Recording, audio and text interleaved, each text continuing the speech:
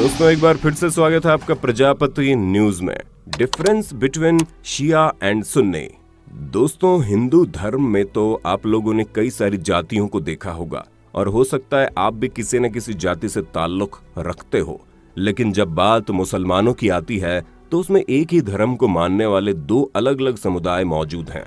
जी हाँ, आपने बिल्कुल सही सुना, हम शिया और सुन्नी की बात कर रहे हैं। ऐसे में अक्सर लोगों के मन में ये ख्याल आता होगा कि आखिर ये दोनों जातियां क्या हैं, दोनों में अंतर क्या है और सालों से चला आ रहा इनके बीच का मतभेद क्या है, यहाँ तक ये दोनों जाति एक दूसरे को जान से क्यों मार देना चाहते थे।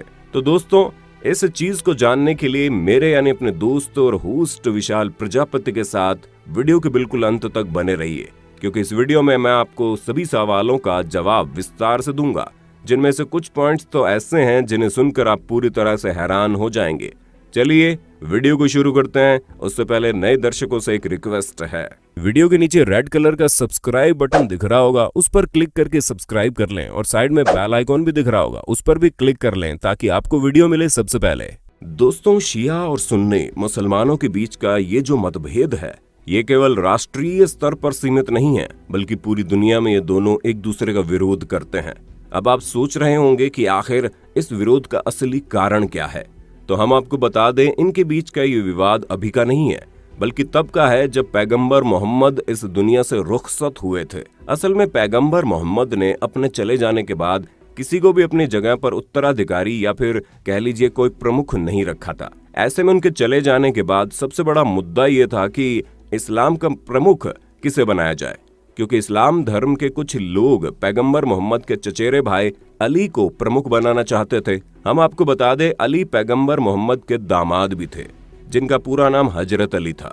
और वहीं कुछ लोग ऐसे भी हैं जो अबू बकर को प्रमुख बनाना चाहते थे। ऐसे में दोस्तों जो समुदाय अली को प्रमुख बनाने के समर्थन में था उसे शिया कहा गया, और जो समुदाय अबू बकर को प्रमुख बनाने के समर्थन में था उसे सुन्नी का नाम दिया गया। सुन्नी समुदाय के लोगों का ये कहना था कि प्रमुख उसे बनाया जाए जिसे इस्लाम धर्म की अच्छी से समझ हो, और इसीलिए उन्होंने पैगंबर मोहम्मद के दोस्त अबू बकर का नाम आगे किया। लेकिन वहीं शिया समुदाय के लोगों का ये कहना था कि प्रमुख उसे बनना चाहिए जो मोहम्मद की फैमिली से बिलोंग करता हो, इसलिए उन्होंने हजरत अली को चुना। और दोस्तों यही वजह है कि आज दुनिया का सबसे बड़ा धर्म दो गुटों में बढ़ चुका है। ये विवाद काफी लंबा चला और अंत में अबू बकर को खलीफा बना दिया गया, जिस कारण शिया काफी नाराज हुए, क्योंकि वो अबू बकर को अपना प्रमुख नहीं मानते थे। हालांकि अगर अबू बकर के बाद हजरत अली को खलीफा माना जाता तो ये विवाद थोड़ा बहुत कम हो सकता था, लेकिन नहीं, अबू बकर के बाद उमर और उस्मान को खलीफा बनाया गया और चौथे खलीफा के रूप में हजरत अली को खलीफा घोषित किया गया। दोस्तों शिया मुस्लिम अपने खलीफा की गिनती हजरत अली से ही करते हैं और उसके पहले जितने भी खलीफा थे उन्हें वो नहीं मानते और अपने प्रमुख नेता को खलीफा की जगह इमाम का नाम देते हैं, जबकि सुन्नी अपने प्रमुख को खलीफा का नाम देते हैं और हजरत अली को चौथे खलीफा की उपाधि देते हैं। दोस्तों मोहम्मद के समय में सभी मुसलमानों का मत एक था, इसी वजह से एक बहुत ही बड़ा साम्राज्य स्थापित हुआ, लेकिन उनकी मृत्यु के बाद सभी की सोच अलग अलग होने लगी।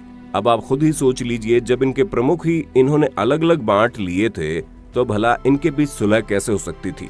और यही कारण है कि आज तक शिया और सुन्नी के बीच का ये विवाद चल रहा है। हालांकि आपको दुनिया भर में अधिकतर सुन्नी ही देखने को मिलेंगे। अब एग्जैक्ट तो नहीं पता, लेकिन अनुमानित तौर पर 87 से लेकर 90% मुसलमान सुन्नी समुदाय से ताल्लुक रखते हैं और वहीं बचे हुए मुसलमान शिया के रूप में जाने जाते हैं। दोस्तों ईरान और इराक ऐसे दो देश हैं जहां पर आपको सुन्नी से ज्यादा शिया देखने को मिलेंगे। हालांकि इसके अलावा भारत, पाकिस्तान, अफगानिस्तान, कुवैत, कतर, तुर्की और सऊदी अरब जैसे कुछ और देश भी हैं जहां पर शिया मुसलमान पाए जाते हैं। बाकी आपको दुनिया भर में जितने भी देश मिलेंगे वहां पर अधिकतर सुन्नी मुसलमान ही मिलेंगे। आप शायद न माने, लेकिन शिया और सुन्नी दोनों ही अलग अलग त्योहार मनाते हैं। जी हाँ, इस्लाम के प्रमुख त्योहारों को छोड़कर जैसे कि रमजान, ईद और आशूरा के अलावा शिया और सुन्नी के बाकी सारे त्योहार अलग अलग हैं। असल में दोस्तों हुसैन हजरत अली के बेटे थे, जिनका कत्ल यजीद ने किया था और फिर खुद को खलीफा घोषित कर दिया। असल में दोस्तों यजीद बहुत ही ज्यादा खूंखार था और गैर इस्लामिक काम करता था और वो चाहता था कि हुसैन उसके साथ हो जाए, लेकिन हुसैन ने उसका साथ देने से मना कर दिया।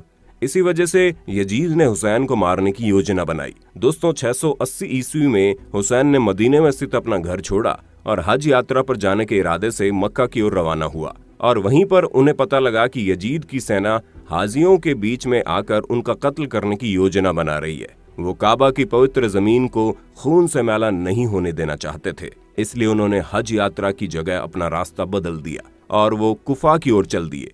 लेकिन यजीद की सेना ने उन्हें घेर लिया और बहुत बुरे तरीके से उनको मौत के घाट उतार दिया। करबला की लड़ाई मुस्लिम इतिहास की सबसे बड़ी घटना है। हुसैन की हत्या करबला में मुहर्रम महीने की 10 तारीख को हुई और उन्हीं की मौत के शोक में शिया ताजिए निकालते हैं और अपने आप को चोट पहुंचाते हैं। हालांकि सुन्नी केवल दुख जाहिर करते हैं और हुसैन को याद करते हैं और वो इस तरह के शोक सभा में ज्यादा शामिल नहीं होते।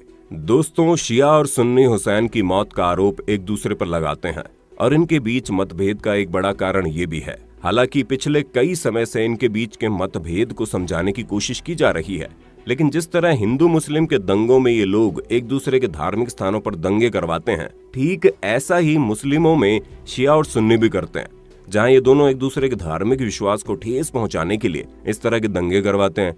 इसलिए लड़ाई थमने का नाम ही नहीं ले रही। तो दोस्तों हमें पूरा विश्वास है कि आपको शिया और सुन्नी के बीच का ये अंतर समझ में आ गया होगा। बाकी आपका इस पर क्या कहना है हमें कमेंट में बताइए और इसी तरह के इंटरेस्टिंग वीडियोस को लगातार देखते रहने के लिए हमारे चैनल प्रजापति न्यूज को सब्सक्राइब करने में बिल्कुल भी कंजूसी मत करना। और हाँ, हम फिर मिलेंगे नई वीडियो में, तब तक के लिए जय हिंद जय भारत। दोस्तों आपकी स्क्रीन पे 2 और वीडियोस दिख रही हैं, जिसे देखने के लिए आप इस स्क्रीन पर क्लिक करें। दोनों देखिएगा, बहुत अच्छी वीडियो बनी है।